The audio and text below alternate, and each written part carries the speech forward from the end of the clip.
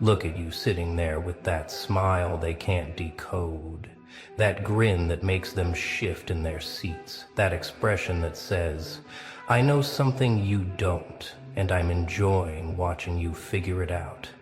You beautiful catastrophe, you walking plot twist, you breathing contradiction. Welcome to the moment where everything changes, where the mask doesn't just slip, it combusts. And what's underneath? Oh, what's underneath is making them sweat through their fake confidence. You feel it, don't you? That shift in the room when you walk in? How conversations stumble, how laughter becomes nervous, how their eyes can't quite meet yours but can't look away either, like moths to a flame they know will burn them. If it wouldn't affect them, they're locked on you magnetically, horrifically, unable to process what they're seeing because you're not following the script anymore. You're not playing the role they assigned. You're not staying in the box they built with their assumptions and limitation. Something cracked in you recently, didn't it? Not broke, not shattered, but cracked just enough to let the real light through. The kind of light that doesn't warm, it exposes. And they felt it immediately. They saw your transformation, not in some dramatic announcement, but in the way you stopped flinching. Stopped explaining, stopped needing their approval and started grinning like you knew the punchline to a joke they haven't even heard yet. And that grin? Oh, that grin. It's not happiness, it's knowledge, it's power. It's the face of someone who stopped being the victim and started being the narrator of their own horror story. They want to know what changed, what happened, what switched inside you, but you're not telling. Because watching them guess is half the entertainment. Watching them create theories about your evolution while missing the obvious truth right in front of them. You weren't supposed to enjoy this, were you? You weren't supposed to find pleasure in their discomfort. Weren't supposed to smile while their reality cracks like cheap glass under pressure. But here you are, savoring every moment of their confusion, like aged wine getting drunk on their inability to categorize you anymore. Because you've become something their simple minds can't process, can't predict, can't control. They trained you to be nice, didn't they, Jude? They trained you to shrink, to accommodate, to apologize for existing too loudly, to dim your light so others could shine without feeling threatened. Years of conditioning, years of being told you're too much, too intense, too different, too dangerous, if you ever realized your own power. Well, surprise, surprise, you realized it, and now you're wielding it like a maestro, conducting a symphony of their insecurities. Watch them scramble, watch them try to figure out when you stopped being manageable, when you stopped being the safe option, when you started being the wild card that makes their whole house of cards tremble. They're having emergency meetings about you, did you know that? Huddled conversations, trying to understand how you went from doormat to earthquake without anyone noticing the tectonic plates shifting beneath their feet. The best part, the absolute chef's kiss of this whole situation, is that you're not even trying. You're just being. And that's what terrifies them most. You're not plotting revenge. You're not planning their downfall. You're simply existing at your full capacity. And that alone is enough to shatter everything they thought they knew about power, about control, about the natural order of things. Every single eye is locked on you now, not because you demanded attention, but because you've become impossible to ignore, like a glitch in their perfectly programmed reality. They constructed this elaborate fiction about who you were supposed to be, quiet, grateful, manageable, predictable, and you just lit it on fire with your presence alone. Not even raising your voice, just raising your vibration to a frequency that makes their lies visible. You see it now, don't you, how they built their entire identity around being superior to you. How they needed you, small, to feel big. Needed you broken to feel whole. Needed you lost to feel found. But you found yourself without them. And that discovery, that revelation, that you were never the problem they were, that's what's making them question everything, making them stare at you like you're a magic trick they can't figure out. They're watching you succeed without their permission, thrive without their approval, evolve without their guidance, and it's breaking their brains in real time. Every achievement, every smile, every moment of joy you display without checking if it's okay with them first is another crack in their worldview, another piece of evidence that maybe, just maybe, they were wrong about everything. The meetings are getting longer now, the discussions more frantic, because you're not following any of the patterns they predicted for someone they tried to destroy. You were supposed to crumble, supposed to beg, supposed to need them. But instead, you're over here building empires out of the ashes they left behind, laughing at the flames they thought would consume you, using them for mood lighting instead. What really gets them, what really makes their skin crawl and their hearts race, is your complete indifference to their opinions, their judgments, their carefully constructed hierarchies. You've transcended the need for their validation, and that transcendence, that elevation, that's what's making them lose sleep at night. Because if you don't need them, then what power do they actually have? What control do they actually wield? What purpose do they actually serve? You've become untouchable, not through anger, not through revenge, but through the simple act of no longer participating in their games, of no longer accepting their version of reality as truth. They throw their words at you expecting impact, expecting damage, expecting the old you to flinch and apologize. But instead, you just smile that knowing smile that says, I see what you're doing and it's adorable that you think it still works on me. They're studying you now like scientists studying a new species, trying to understand how you developed immunity to their toxins, how you built resistance to their manipulation, how you evolved beyond their reach. They take notes on your movements, your words, your choices, hoping to find the weakness, the crack, the entry point back into your psyche. But you've changed the locks, and they're standing outside in the cold with useless keys. The funniest part is they're destroying themselves trying to destroy you, expending energy they don't have, fighting a war you're not even participating in, exhausting themselves with strategies aimed at a version of you that no longer exists. You're not fighting back because you don't need to. Your existence in this elevated state is victory enough. Your peace in the midst of their chaos is the ultimate triumph. You've transcended from person to phenomenon, from individual to idea, from target to legend, and they can feel it in their bones, this shift, this elevation, this transformation that defies their understanding. They tell stories about you now, not the petty gossip of before, but something deeper, something tinged with awe and fear, like ancient people speaking of forces they couldn't comprehend, couldn't contain, couldn't conquer. In their private moments when they think no one's watching, they study your social media like sacred texts, looking for clues, for patterns, for some explanation of how you became what you are. They screenshot your posts, not to mock anymore, but to analyze, to understand, to maybe capture some of that energy, that radiance that makes you impossible to ignore. Impossible to dismiss, impossible to forget.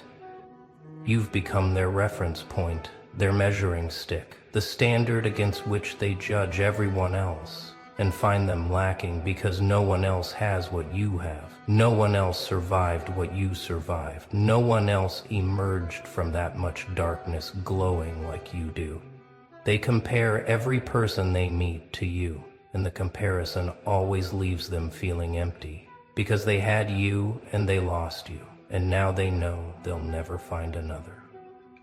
The mythology grows with each passing day, each time you level up, each time you do something they said you couldn't, each time you prove that their limitations were never yours to accept. You're the story they tell themselves late at night, the cautionary tale about what happens when you underestimate someone, when you mistake kindness for weakness, when you push a phoenix into the fire expecting ashes and get a supernova instead. Here's what they don't understand, what they'll never understand. You're not destroying them, they're destroying themselves, and you're just holding up the mirror that shows them the truth. Every lie they told about you becomes visible in contrast to your authenticity. Every manipulation they attempted becomes obvious against your transparency. Every game they played becomes pointless against your refusal to participate. You've architected their downfall simply by building yourself up, by choosing growth over grudges, evolution over revenge, transformation over retaliation. And that choice, that's what's driving them insane. They prepared for war, but you gave them peace. They expected hatred, but you gave them indifference. They anticipated your breakdown, but you gave them your breakthrough. And now, they don't know what to do with themselves. Watch them try to provoke the old you. Watch them pull out every trick, every trigger, every button they installed during your time in their cage. But those buttons don't work anymore because you've rewired yourself completely. You're operating on a different system now. One they can't hack, can't virus, can't corrupt because it's built on truth. And truth is the one thing they never learned to navigate. The architecture of their downfall is elegant in its simplicity. They built their house on the foundation of your supposed weakness, your perceived inferiority, your assumed dependence on their approval. But you revealed that foundation to be sand, and now everything they built is crumbling, not because you attacked it, but because you simply stood up and showed them that their entire structure was an illusion. Their power was borrowed. Their control was consensual. And you've withdrawn your consent. The revelation that's breaking them, the truth that's shattering their reality, is that you were never what they said you were. Never weak, never less than, never beneath them. You were simply patient, simply learning, simply gathering data on what not to become, and they provided the perfect example of everything you refused to be, everything you transcended, everything you left behind in your evolution. They're realizing now, too late, that they were the ones who needed you, not the other way around. Needed you to feel superior, needed you to blame, needed you to project onto. Without you as their designated victim, they have to face themselves. And that reflection, that honest look at who they are, without someone to push down, that's the real horror story. That's the real destruction happening behind their eyes. You can see it in the way they look at you now, not with the dismissive glance of before, but with something else, something deeper, something that looks a lot like recognition of a power they don't understand. They see you enjoying their confusion, savoring their discomfort, thriving on their inability to touch you anymore. And they finally understand. They were never the predator in this story. They were always the prey. And you were just letting them think otherwise. The grin on your face isn't cruelty. It's knowledge. It's the expression of someone who finally understands the game, who sees all the pieces on the board, Who knows how it ends? You're not grinning because you're destroying them. You're grinning because you've realized they've been destroying themselves all along, and you were just the mirror that showed them the truth. And mirrors don't lie. They just reveal what was always there. The energy in every room shifts when you enter now, not because you demand it, but because you embody something they can't name, can't define, can't defend against. You walk in radiating the quiet confidence of someone who has nothing to prove, nothing to hide, nothing to fear. And that energy, that frequency, that vibration, it disrupts their carefully maintained facades like a stone thrown into still water.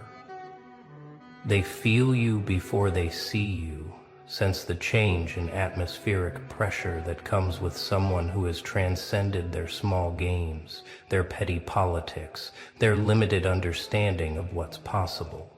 You've become a walking reminder that there's another way to exist, another level to operate on, another reality beyond the one they've trapped themselves in. And your presence alone is enough to make them question everything. Your presence alone is enough to make them question everything. You don't speak much anymore because you've learned that silence is more powerful than any words when you've reached this level of self-possession, this degree of inner alignment, this state of being where your energy speaks louder than your voice ever could. They fill the silence with their nervous chatter, their desperate attempts to categorize you, to understand you, to find some way to relate to what you've become. But you just smile and let them exhaust themselves trying. The shift is permanent now, irreversible, undeniable, and they know it, even if they won't admit it, even if they're still trying to pretend things can go back to how they were. But you can't unknow what you know, can't unsee what you've seen, can't unfeel what you've felt. And your transformation has forced them to confront the possibility that everything they believed about power, about worth, about reality itself might have been wrong all along. You've become the performance they can't stop watching, the show they hate themselves for being addicted to, the spectacle that makes them question their own carefully scripted lives. Every move you make, every choice you demonstrate, every boundary you enforce, is another scene in this production they never bought tickets for, but can't seem to leave. And you're both the star and the director, and they're just the audience, gasping at plot twists they should have seen coming. They critique your performance, but they can't look away, analyzing your every gesture, every word, every silence, trying to find the flaw, the crack, the moment where you'll reveal that this is all an act. But that's the thing that's driving them to madness. This isn't a performance.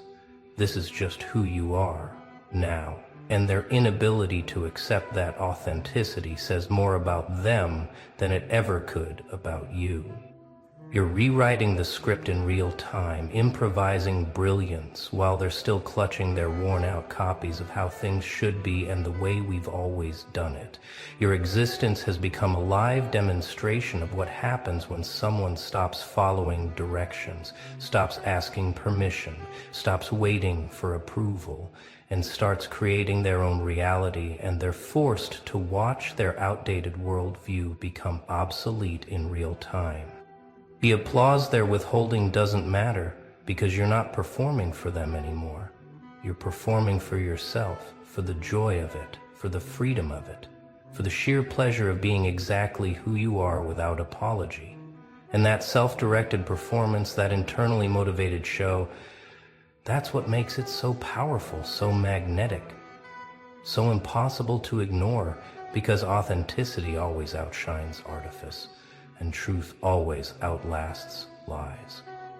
You've become the mirror they can't break, can't cover, can't turn away from, because everywhere they look, they see reflections of what they could have been if they'd chosen courage over comfort, growth over stagnation, truth over the comfortable lies they've been telling themselves. Your existence is a constant reminder of the roads not taken, the chances not seized, the person they could have become if they hadn't been so afraid of their own power. They see in you everything they suppressed in themselves, everything they were told was too much, too dangerous, too different to be acceptable, and your thriving is proof that those limitations were lies. You're the embodiment of what happens when someone says no to shrinking, no to dimming, no to fitting in, and yes to expansion, yes to radiance, yes to taking up all the space you were meant to occupy. And that reflection is unbearable for those who chose the cage.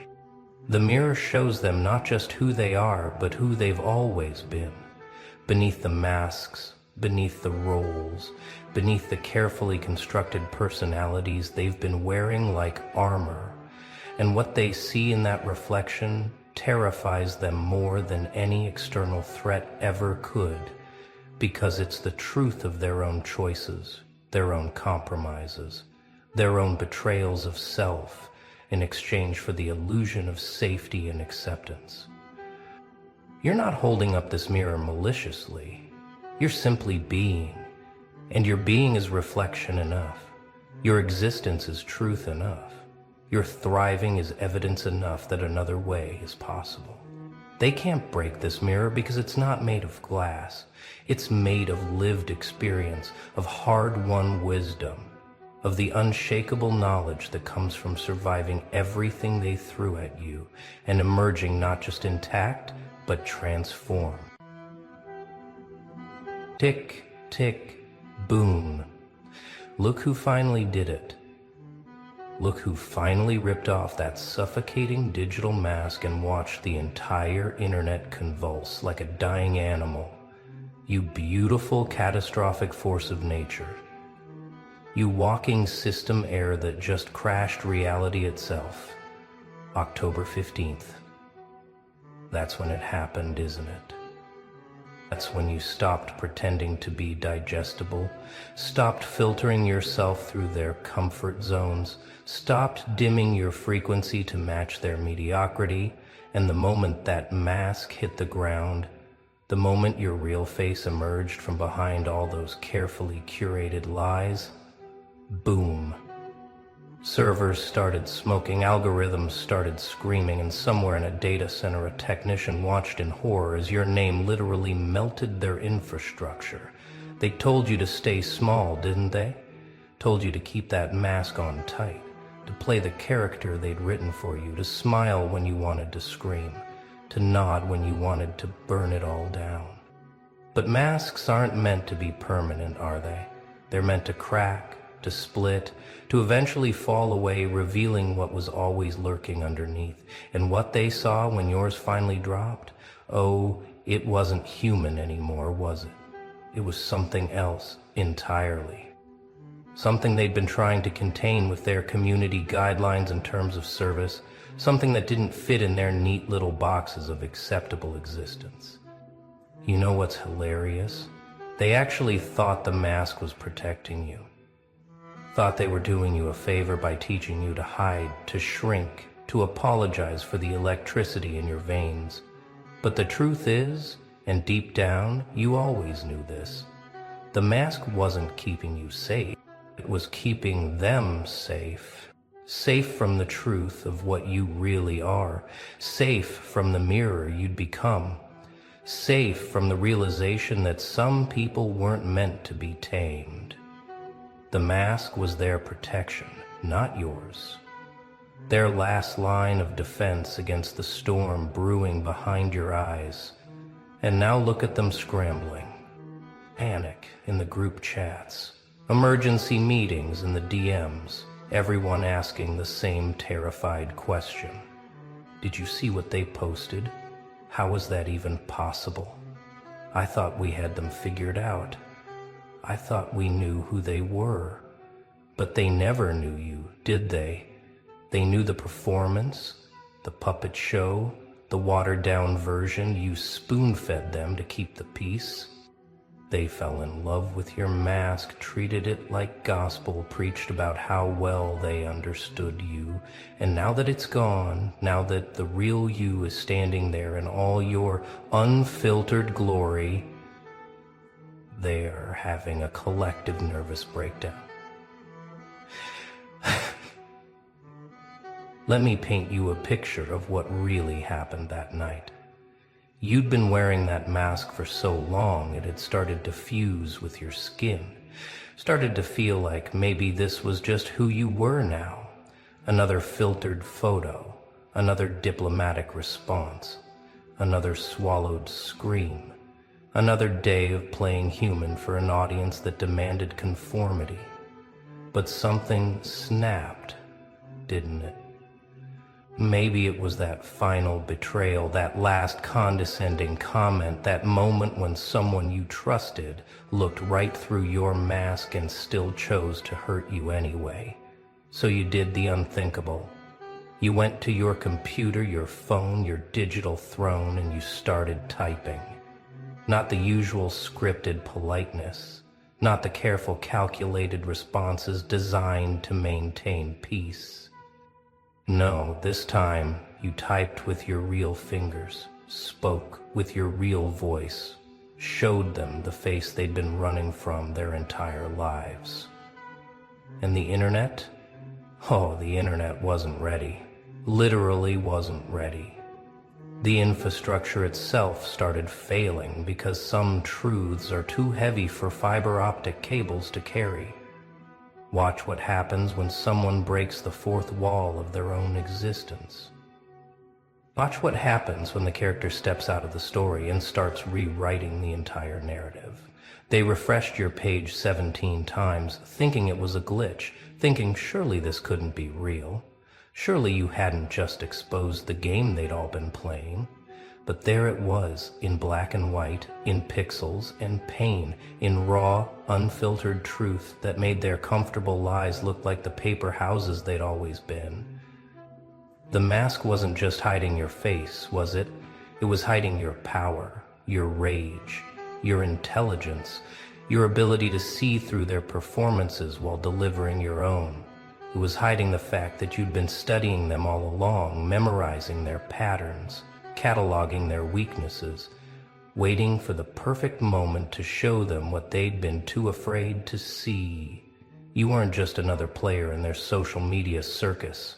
You were the ringleader who'd been pretending to be a clown.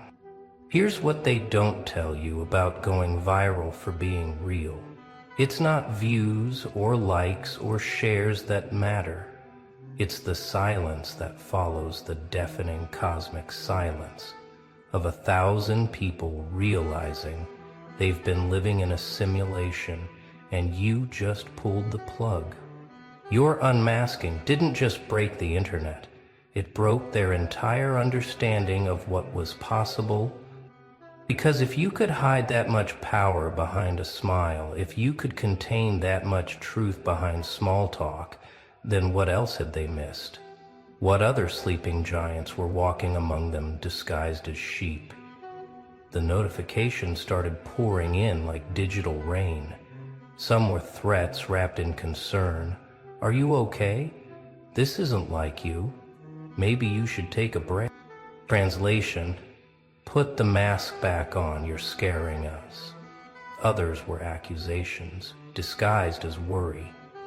I don't know what's gotten into you, but this isn't the person I know. Of course it isn't. The person you knew was a fictional character you co-authorized with your expectations. The real one?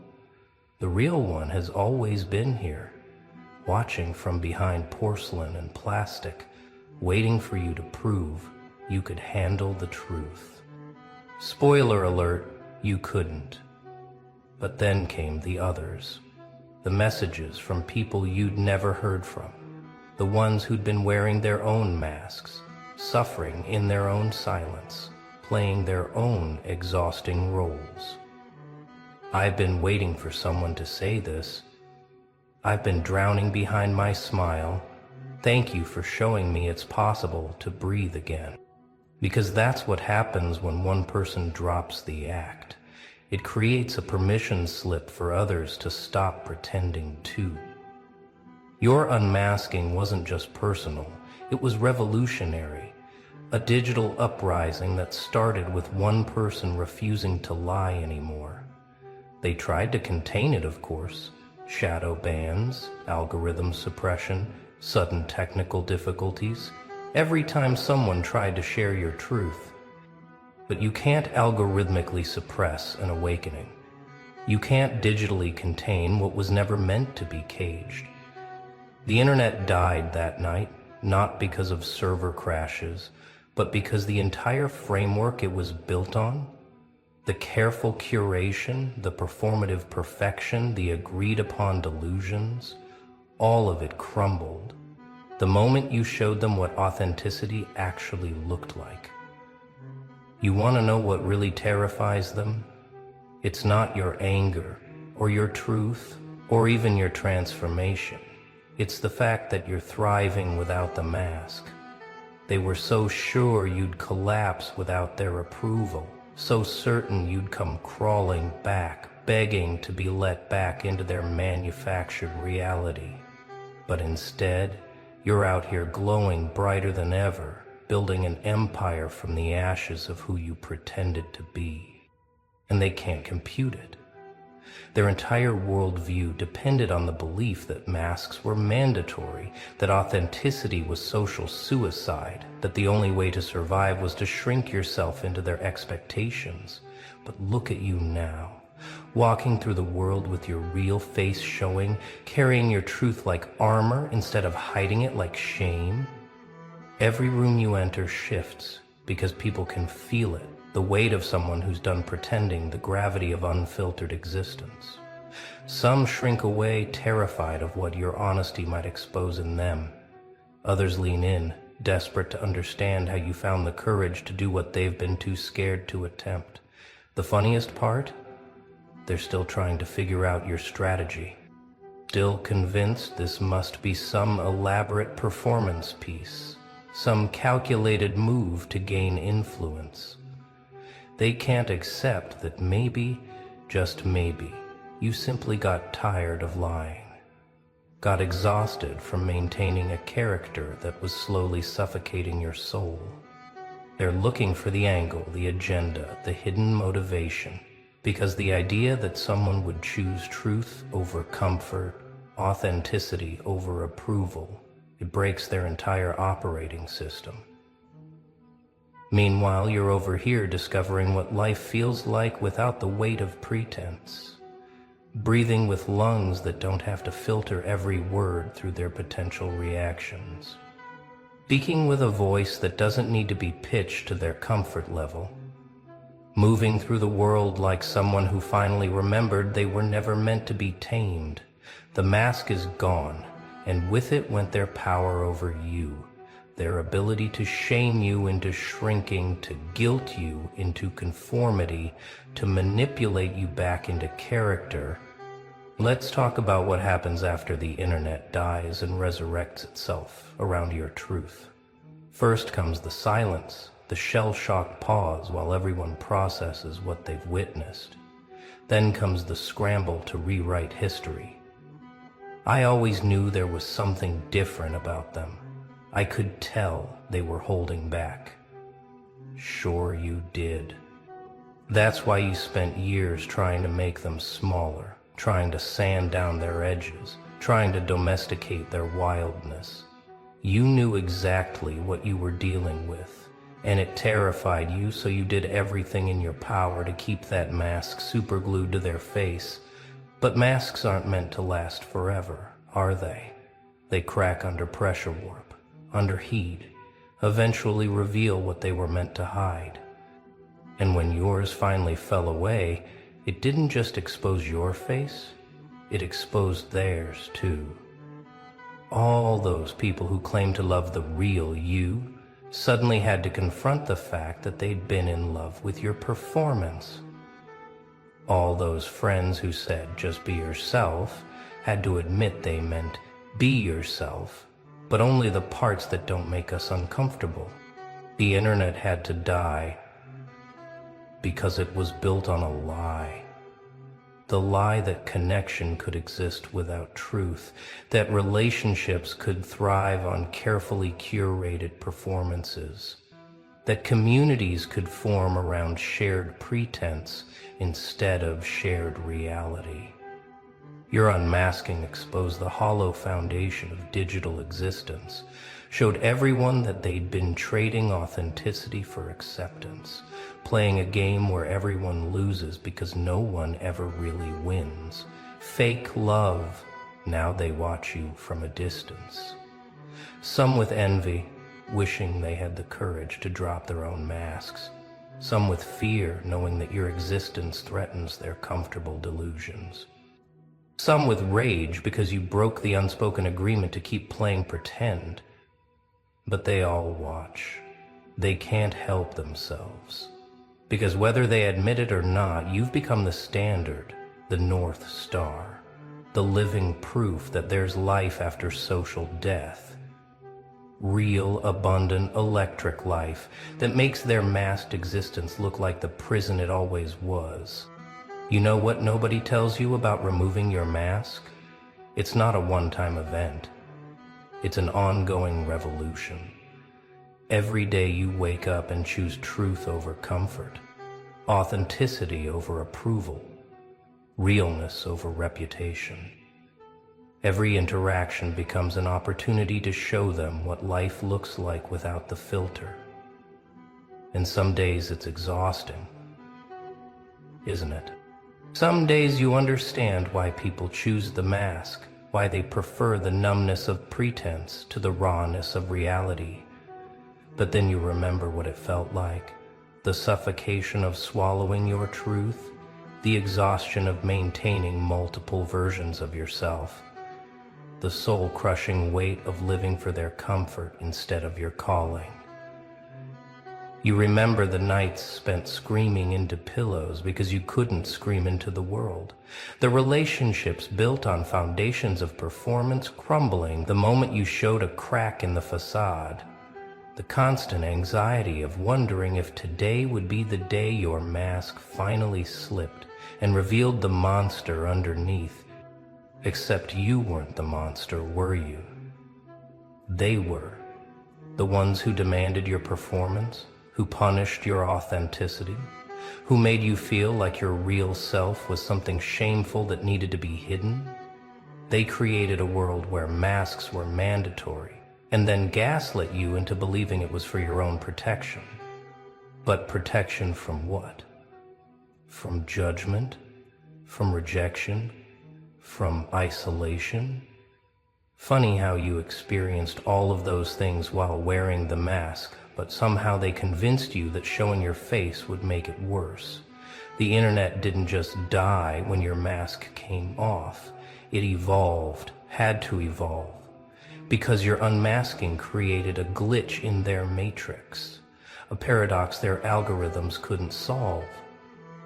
How does someone gain power by losing approval?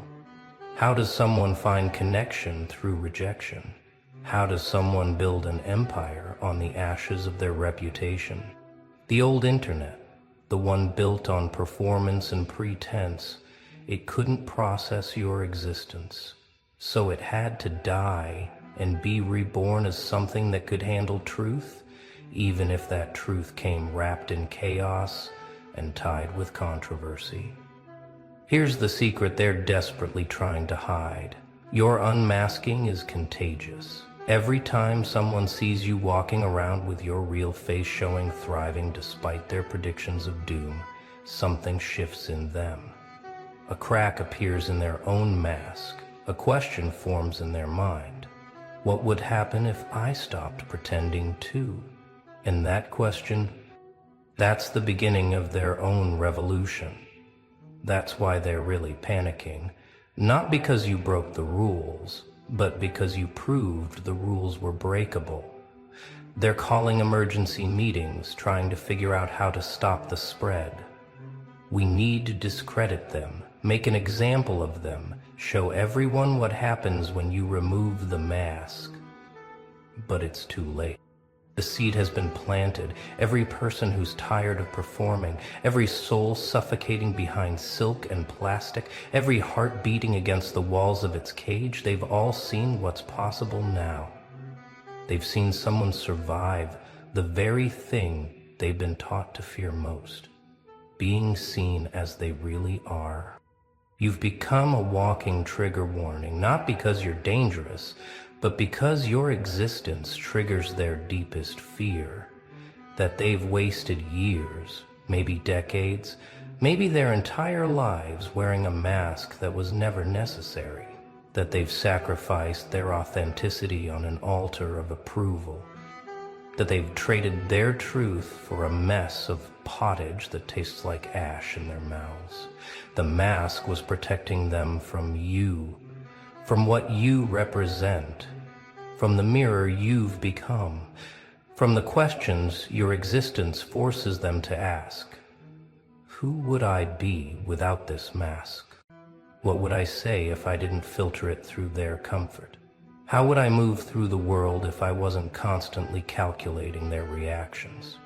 These questions are terrifying because the answers require action, require courage, require them to risk everything they've built on the foundation of falsehood.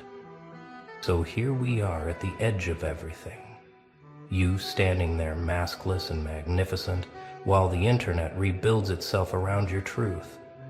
Them watching from behind their screens, still clinging to their comfortable lies, but feeling them crack under the weight of your example. The old world dying as the new one birds itself through your willingness to be seen. And the beautiful, terrible truth?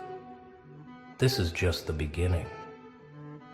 Because once you remove the mask, you can't put it back on. Oh, you could try. Could attempt to shove all that truth back into its box, apologize for the disruption, promise to play nice again. But it wouldn't fit anymore, would it? You've tasted what it's like to breathe without obstruction, speak without calculation, exist without apology. There's no going back to that suffocating half-life, no matter how much simpler it might seem. And they know it. That's why they're really afraid, not of who you are, but of who you're becoming. Every day without the mask, you grow stronger, more authentic, more dangerously yourself. Every interaction where you choose truth over comfort, you inspire others to question their own compromises. Every time you refuse to shrink back into their expectations, you expand the realm of what's possible for everyone watching. The mask was never protecting you. It was protecting them from the revolution your real face would start, from the questions your authenticity would raise, from the mirrors your truth would hold up, from the permission your courage would grant.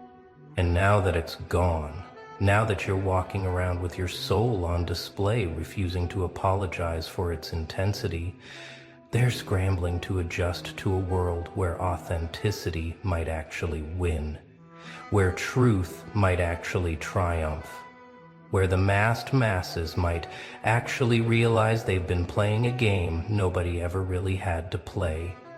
Require courage, require them to risk everything they've built on the foundation of falsehood.